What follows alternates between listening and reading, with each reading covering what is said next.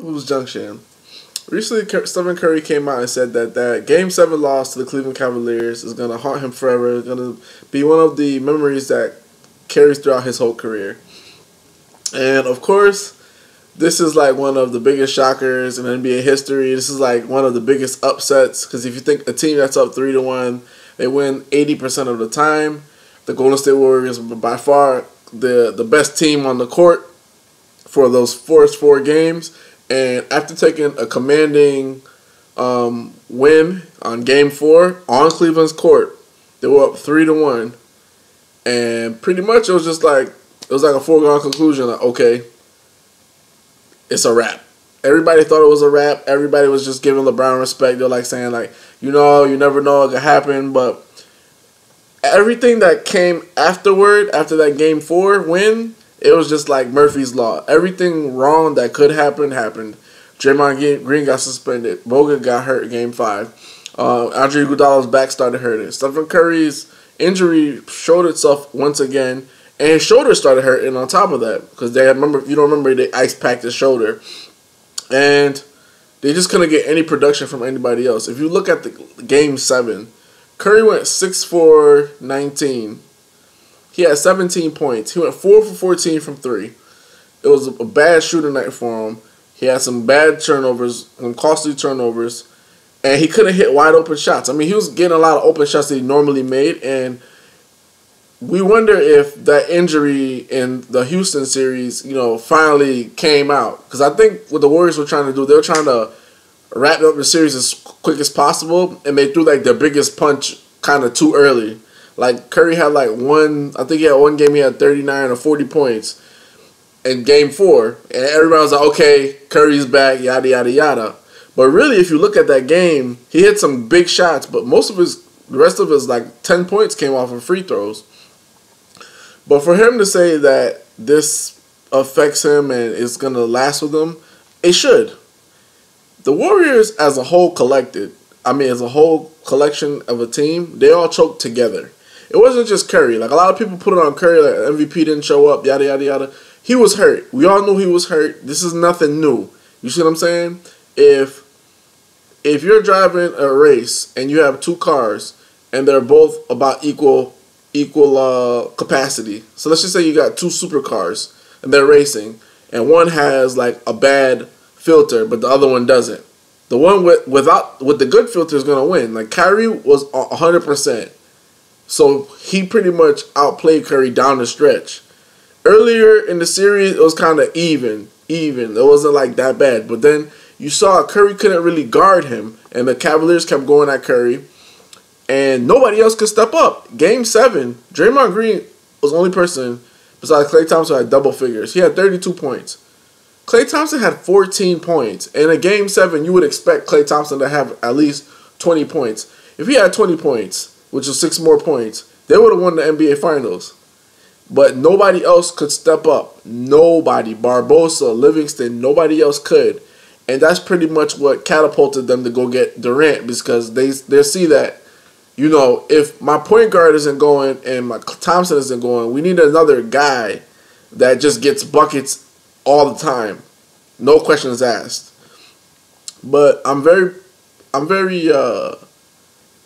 would say this. I'm very surprised that Curry said this haunts him, because he's giving people ammunition. Like, he's giving LeBron and those guys ammunition. But I gotta respect it, because this was a huge letdown for all basketball fans. Because not only did we get to see 73-9, but then we get to see them blow, NBA Finals, which doesn't make any sense. It's like, we'd rather you not go 73-9 and win back-to-back championships.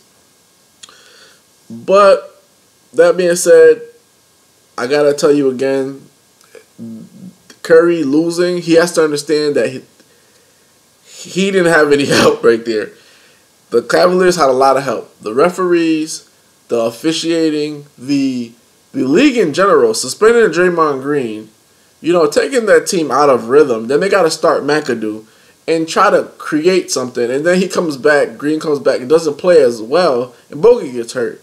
I mean, all those things were factors. And it kind of questions the credibility of the league, because they were willing to suspend somebody over something that, if they were to suspend Draymond Green, and they want to say like he has a reputation.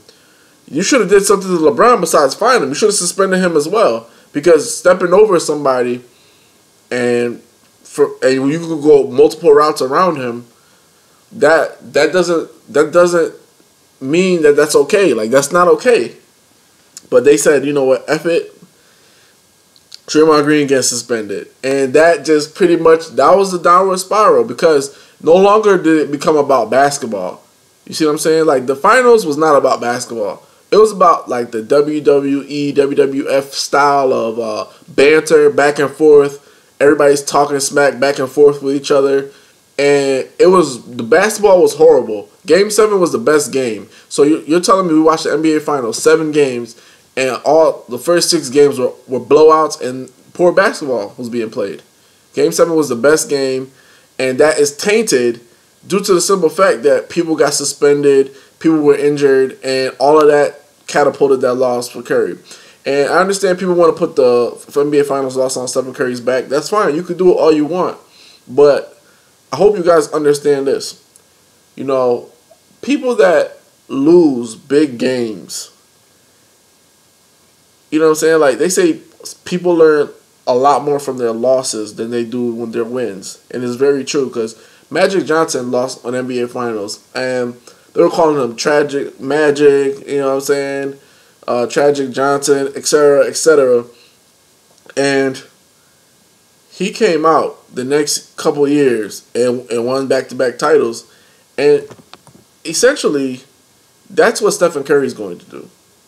He's going to come out with a renewed solace, a renewed vigor, a renewed focus, because breaking records, that wasn't their goal. Their goal was to win the NBA title.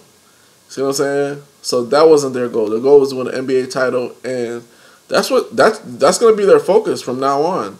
And it's so funny, because LeBron James always seems to sneak out a victory from teams that are like destined to win. Like, if you look at the Spurs, Ray Allen saves LeBron James, and Game 7 he plays big. And then you look at the Warriors series, Draymond Green gets suspended, Bogut goes down, and you know, just when the Warriors were about to clinch everything, LeBron gets like a small break. And that's the thing you gotta love about LeBron.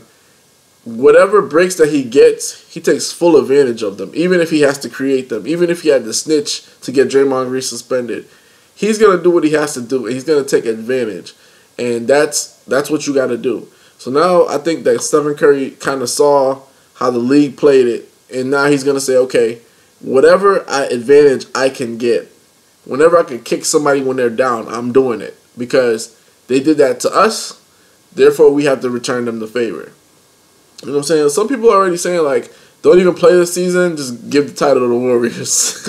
Because it's that feeling of loss that's going to drive them. They're going to be focused. If you looked at the Spurs, when they lost to the Miami Heat, they came back the next year and beat the Heat in 5 in commanding fashion. It wasn't not even a competition. Like, you know what I'm saying? Like, when the Heat won in that 7 games, it was kind of a competition, a couple blowouts, etc., back and forth. That next year, nobody was nothing. There was no competition. I feel like the Warriors are going to come out and they're going to kick the league in the face, and it's going to be no competition. You know what I'm saying? I think that Curry stating this is putting his teammates on notice as well. Like, if this is hurting me this bad, this better be hurting you too, because we got unfinished business to take care of. That's what you got to understand. And what's crazy is, like, LeBron James and the Cleveland Cavaliers, they're going to be out to prove that, hey, this wasn't a fluke. We won fair and square. Yeah, some certain things happened, but we played with game that was put in front of us. You know, we did what we had to do. We came back. We're the comeback kings. And I'm telling you, I believe that drive for Stephen Curry and the Warriors to put everybody on notice, like, look, we blew it. We know we blew it. But guess what? There's not going to be any suspension. There's not going to be anything that could stop us from winning this title next year. And that's just what it is going to be. That's what it's going to be. You know what I'm saying? I think Draymond Green kind of noticed, like, okay, you know, I blew it. I blew it. Draymond Green gets suspended the game after the Warriors whooped the Cavaliers to take a 3-1 lead. You think Draymond Green plays in Game 5? is a different outcome? Maybe, maybe not. We can't really say. But his actions and his actions during the entire whole season altered kind of the game that was played in the finals, and a lot of people are disgusted with that. I am especially.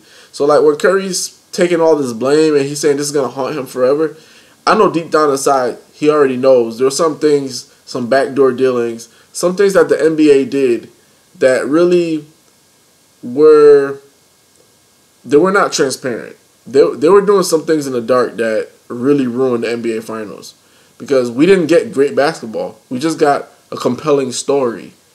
Now, I want to watch good basketball. I don't care about it. If I want to watch a story, I'm going to watch Scandal, How to Get Away with Murder. I'm going to watch Breaking Bad. I'm going to watch some great TV series. I'm going to watch Narcos. If I want to watch great basketball, though, I'm going to watch the NBA. And for the simple fact that they were willing to take certain steps to give the Cavaliers a lifeline is disgusting because it's no longer about basketball. And the NBA Finals wasn't about basketball. Anybody, like, it's funny because nobody really broke down the NBA Finals like that. B-Ball Breakdown, they did like maybe 1 or 2 videos. You know what I'm saying? Like, usually when you think about the NBA Finals, they do like a lot of breakdowns. There's a lot of, oh, how did this happen? How did that occur? What was the pivotal play for this? None of that. Even Kyrie had like one of the clutchest shots in the NBA Finals. I have to say it's like top 5. You know what I'm saying? It's like right up there with Michael Jordan's clutch shot. We're not even talking about that because we all know that deep down inside we feel that we were cheated. It's weird. We got 7 games and we were cheated. So Stephen Curry, he feels what we feel, and he's going to come out with a renewed vigor. I think this is good for him. I think this is good for the Warriors. And everybody look out. I'm already warning you. I'm not going to say they're going to win 73 games. I think they're going to rest their players, actually. I think when it comes to the end of the season, they're going to rest their players. They're going to get ready for the playoffs, and they're going to dismantle teams. They're going to try to like do what the Lakers did in 2000, sweep through like the first, second, third round maybe, and then the finals. That's it. That's it. You're going to sweep through the first round. They're going to try to sweep everything, legitimately, like sweep it. You know what I'm saying? They're going to bring in KD. We got KD now. Curry's coming back healthy. Klay Thompson already been playing with Durant. Draymond Green knows to shut his mouth. They have the only problem that I see them having is they don't have a big. They don't have a big. And if they face the Cavaliers again, they're going to have to definitely try to get some kind of makeshift big for like $1 million. Somebody, an old guy for $1 million that can rebound and box out. Well, other than that, they're fine. They're fine. And I think that this is kind of like bad motivation because like, let's just say the Warriors won the championship last year. Now the league is safe. There's no Durant going to the Warriors. It's like a lot of things don't happen if they win the championship. Now that they win the championship, Cleveland has to do a bunch of trades. They have to create an even bigger team than it already is. They have to figure out a trade for Kevin Love. This loss kind of catapulted the league into something else. Like when you look at the landscape of the NBA, it looks nothing like it was before. Pau Gasol's on the Spurs. Like these are like things like we would never think would happen. You know what I'm saying? Al Horford's playing for the Celtics. Dwayne Wade is back in Chicago now. All of this, I'm telling you, is not necessarily because of the salary cap, whatever. It's pretty much like that Game 7 loss pretty much like took the NBA and put it on his head. Like it just flipped it on his head, and it's like a free-for-all for everybody. But it's not going to be that free because this upcoming season, we're about to witness some great basketball. And feel sorry for the league. Anybody on the West, I feel sorry for you guys. This is Vlad from Hoops Junction, where Hoops meets Hoopla. Peace.